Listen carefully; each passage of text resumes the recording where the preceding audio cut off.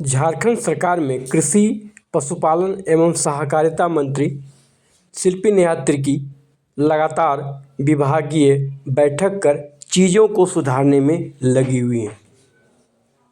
सोमवार को हेसाग स्थित पशुपालन भवन में रबी फसल पर कार्यशाला का आयोजन किया गया।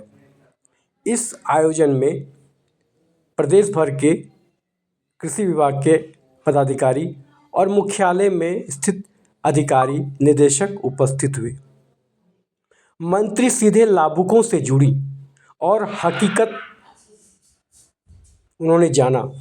लाभुकों ने जो उन्हें जानकारी दी उसे सुन मंत्री दंग रह गई। कई लाभुक ऐसे थे जिन्हें योजनाओं के बारे में जानकारी तक नहीं थी। मंत्री ने विभागीय अधिकारी को कड़ी फटकार लगाई। साथ ही कहा, कार्यशाला का आयोजन लाभुकों को जानकारी देना और पदाधिकारियों को लाभुकों तक सही जानकारी देने का उद्देश्य होना चाहिए। सिर्फ चाय नाश्ता तक ही और फॉर्मेलिटी तक ये कार्यशाला का आयोजन नहीं होना चाहिए। आगे से आप लोग इसका ध्यान रखें और सही जानकारी लेकर ही इस कार्यशाला में आएँ। आप मेरे ऊपर कुछ फॉर्मेलिटी नहीं कर रहे हैं। बाय कमिंग हियर मैं आपके ऊपर कोई फॉर्मेलिटी नहीं कर रही। आवर स्टेक होल्डर्स, हमारे किसान हमारे प्राथमिकता होना चाहिए। उठते सोते जागते उनको कैसे लाभ पहुंचाना है, यही हमारा सोच होना चाहिए। And if you are doing well, we'll make sure you are appreciated. But if you're not doing well, please rethink. Rethink your position. Rethink your role. Rethink your work. जांच का क्या प्रक्रिया है? कैसे ये अनुमोदन कैसे होता है?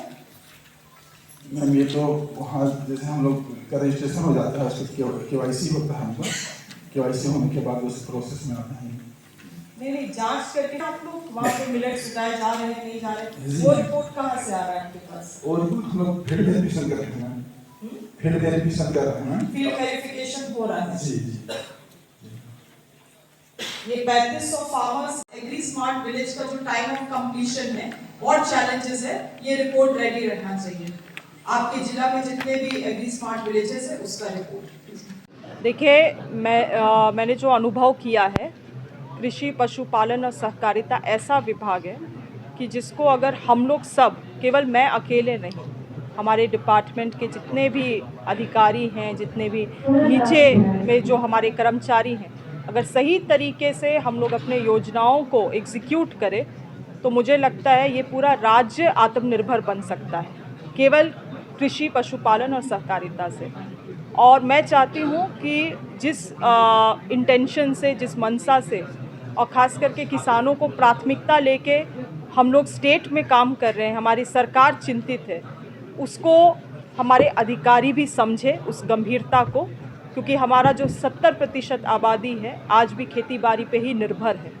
और ये जो हम लोग यहाँ पे कार्यशाला करते हैं लगातार, ये कोई महज औपचारिकता नहीं होना चाहिए। अधिकारी अपने काम को छोड़ के यहाँ पे आए हैं तो वो केवल चाय नाश्ता के लिए नहीं आए हैं यहाँ पे, वो चीज़ों को सीखने के लिए आए हैं और सीख के उसको कैसे नीचे स्तर के जो हमारे कर्मचारी हैं उन तक कैसे पहुँचाया जाए और वो लाभ, वो ज्ञान हमारे किसानों को कैसे पहुँचे, इसके बारे में इनको चिंता करना चाहिए।